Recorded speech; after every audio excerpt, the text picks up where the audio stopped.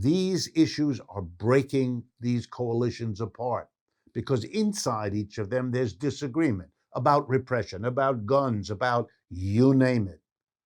It's falling apart. The center cannot hold. That's why Mr. Trump is as powerful on his side. That's why it's possible to have Marjorie Greene and people like that. And on the Democratic side, that's what fuels Bernie Sanders and AOC and the rising number of people challenging the whole idea of the monopoly of the two big parties, even as they work inside one of them. I'm talking, of course, about the socialists active within the Democratic Party, calling themselves progressives, which is fine, that's what they are.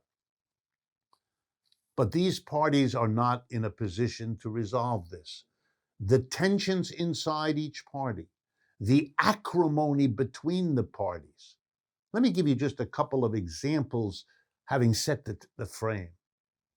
A few weeks ago, Mitch McConnell, the head of the Republican Party, publicly denounces big business, CEOs.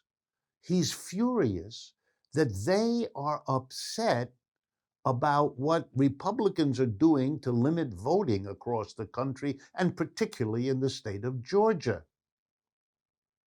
You shouldn't be meddling in politics, says Mr. McConnell, who has been courting them and their money his entire political career. What's going on? It's very dangerous for the leader of a party to denounce big business and CEOs. They are the leaders of his party. They are the donors. And what are those companies doing? Meddling. Why aren't they quiet?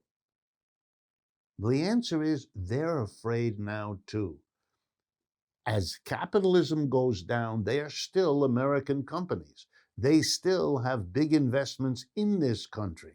They still count on the market in this country. They don't want social conflict. They don't want mass repression or the resistance to it because it disrupts their workforce, it disrupts their markets, it disrupts business.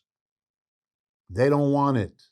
And if they think, as they clearly now do, that the Republicans are pushing the envelope, are provoking, are going in the direction of a dangerous kind of repression, as in stopping Black people and poor people from voting, that this is going to blow up. They don't want it. And they told the Republicans, and the Republicans aren't listening because if they can't go in that direction, they fear losing the election. So they're in an impossible situation. But impossible situations are symptoms and signs of the situation spinning out of control. Biden is trying, for his part, to mollify the progressives. He does have some progressive tax proposals. They're modest, as I've tried to explain, but they're real. They're much better than Trump's. He's going but he's terrified because how's he going to get them through? The Republicans are going to block them, and at least some Democrats may go with the Republicans from Arizona, with West Virginia, and so on. What's he going to do? There is only one solution. He can go to the mass of people and say, hey, help me, put pressure. But to mobilize the mass of people, if Mr. Biden were to dare go in that direction, hands the party over to the people best positioned to mobilize. And that's the progressives, because they had to do that to get in to the Democratic Party apparatus. They know how to do it. They're experts at it. That's too dangerous for the establishment, so they can't go there. So that's their dead end. And meanwhile, the whole society is grappling.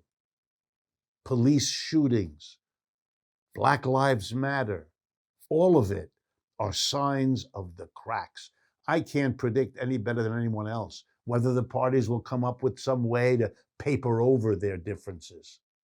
They may. It's possible. Right now, doesn't look real good. And again, I haven't factored in the growing competition from China, which is having its effects left, right, and center.